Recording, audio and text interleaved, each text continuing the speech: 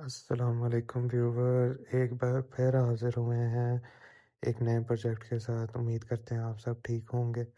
सबसे पहले आपको बताता चलूँ कि ये अगेन हमारे पास 70 सीसी बाइक आई है, जिसको हम इस दफ़ा एज़ प्रोजेक्ट लेके चल रहे हैं। सबसे पहले हम इसको रीस्टोर करेंगे।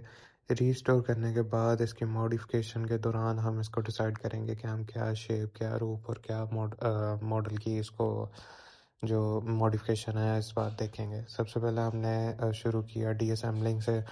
बहुत सारे पार्ट्स तो इस तरह थे जिनके स्क्रूज़ बिल्कुल जाम हो चुके हुए थे या फ्री हो चुके हुए थे। उनको खोलने में, उतारने में बहुत ज़्यादा टाइम, मेहनत, मशक्क़त लग रही थी। डीअसेंबलिंग का स्टार्ट मैंने टापों से किया था, साइड पार्ट्स उतारे हैं उसके, और उसके बाद हम बैक सीट की तरफ आ गए थे कि सीट को डीअसेंबल करके तो फिर पीछे से वायरिंग और सारी चीज़ों को उतारेंगे। लेकिन पीछे वाले 2 नट ऐसे जाम हो गए जिन्होंने नाक से लकीरें निकलवा दी थी।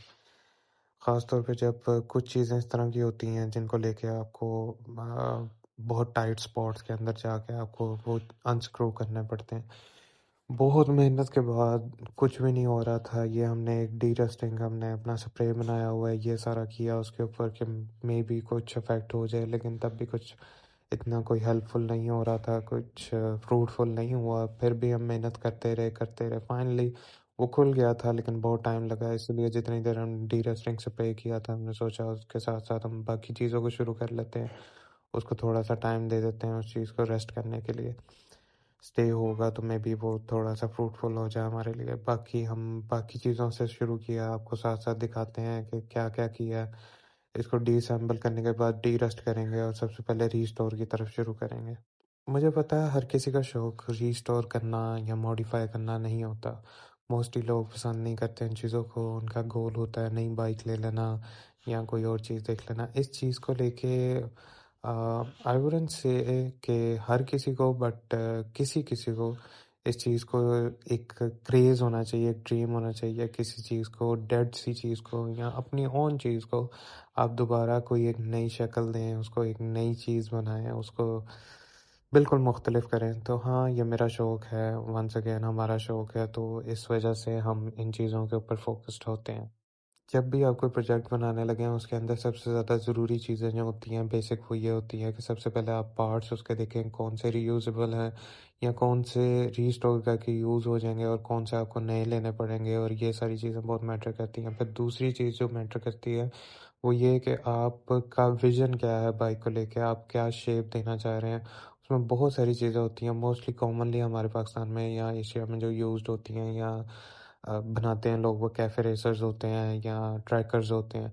लेकिन बॉबर्स या चॉपर्स की तरफ बहुत रेयरली आवाम जाती है। ऑफ़ कोर्स उसमें एक्सपेंस ज़्यादा होता है क्योंकि आपको इंजन की पावर बढ़ानी पड़ेगी। बहुत सारी चीज़ें उसके अंदर आपको इस तरह की करनी पड़ती हैं कि आपको ज़ीरो से बिल्कुल ख़त्म करके दोबारा बिल्ड करनी पड़ती हैं। उसके मेटल को, पार्ट्स को वेल्डिंग करके कुछ क्रिएट करने पड़ते हैं और फिर जाके वो शेप आजकल कहती हैं। अब यहाँ पे आप देख सकते हैं कि अपर स्ट्रक्चर, एक्सटीरियर जितने भी पार्ट्स हैं वो हमारी बाइक के डिअसेंबल हो चुके हैं। मतलब फ्रंट टायर भी हमने पहले उतार लिया था। अब हैंडल्स और वायरिंग और इन चीज़ों की तरफ हम मूव फॉरवर्ड कर रहे हैं। अब यहाँ पे कुछ चीज़ें इस तरह की थी, बिकॉज़ ये 2017 मॉडल है, एक बार ये रीस्टोर हो चुकी हुई है पहले, लेकिन वो भी काफ़ी साल पहले हुई थी। उस वजह से कुछ चीज़ें इसकी इतनी ज़्यादा रस्टफुल और रस्टी होने की वजह से वो इतनी स्टक हो चुकी हुई थी कि जैम थी। वो उनके ऊपर जितना मर्ज़ी ज़ोर लगाई जाओ, जितनी मर्ज़ी ताकत लगाई जाओ, कोई फ़ायदा नहीं था।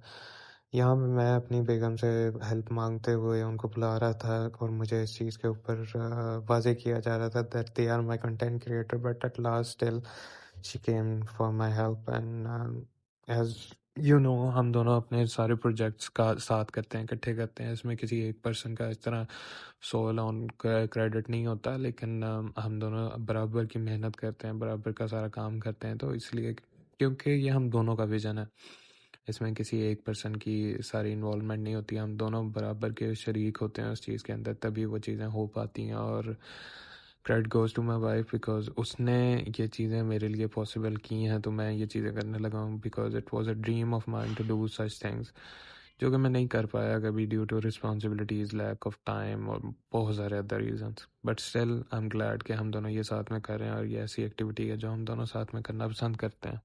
यहाँ पे कुछ चीज़ें उसकी इस तरह की, जैसे अब आप ये टूल किट देख सकते हैं, उसके ऊपर वाला अभी तक रैपर जो है, जो कवर पेपर उसके ऊपर आता है, वो अभी तक एग्जिस्ट करता था, जैसा भी था बट एग्जिस्ट कर रहा था।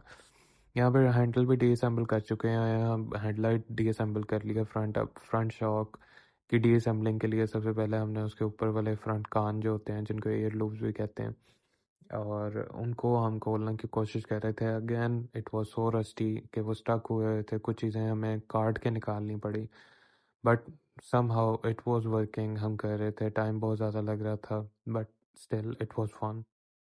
जैसे मैंने आपको पहले बताया था कि हमें एक विज़न चाहिए होता है कोई भी चीज़ क्रिएट करने से पहले, तो ऑफ कोर्स इसको लेके अभी तक हमारा विज़न तो नहीं है, but do tell us in comment box that आप क्या हमें रेफ़र करेंगे, सजेस्ट करेंगे कि हमें बनाना चाहिए इस बार।